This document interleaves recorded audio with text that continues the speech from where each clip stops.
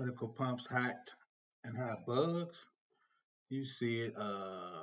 These are wireless implants or medical devices.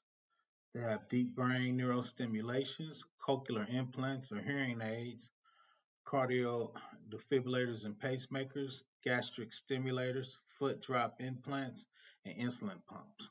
A lot of those they made wireless so they can adjust them so they wouldn't have to actually open your body up. But of course, when they made them wireless, right? They open up to hackers. So let's go through this super quick presentation.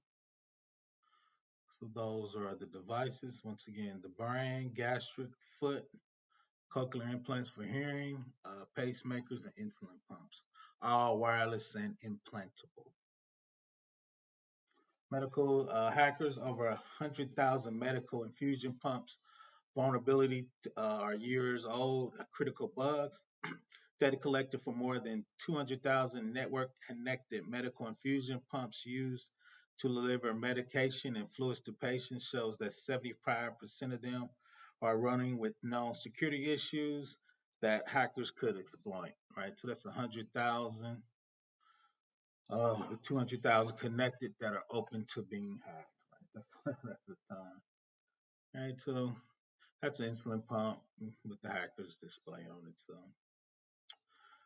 the findings revealed that tens of thousands of devices vulnerable to six critical severity flaws, 9.8 out of 10, which are super high. They were reported in 2019 and 2020. Old and critical issue persists.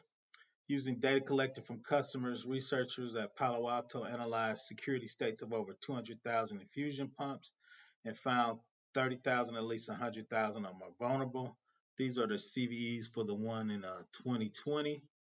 So you got 12, 0, 40, 47, 45, 43, and 41.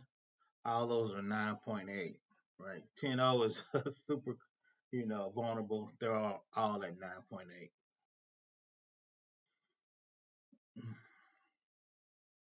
In a post today, Palo Alto Networks recommend healthcare providers adopt a proactive security strategy for keeping devices safe from known and unknown threats, which starts with an accurate inventory of all systems on your network.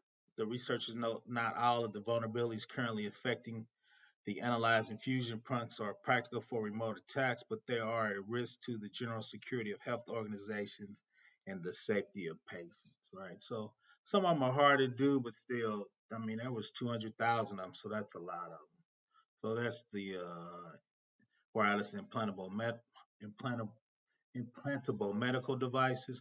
Once again, be safe out on these cybersecurity streets. And if you get stuff implanted in your body that are wireless, you need to ask those type of questions, man. Ask those type of questions. Be proactive with your medical. Once again, Professor Black Ops, cybersecurity for the people.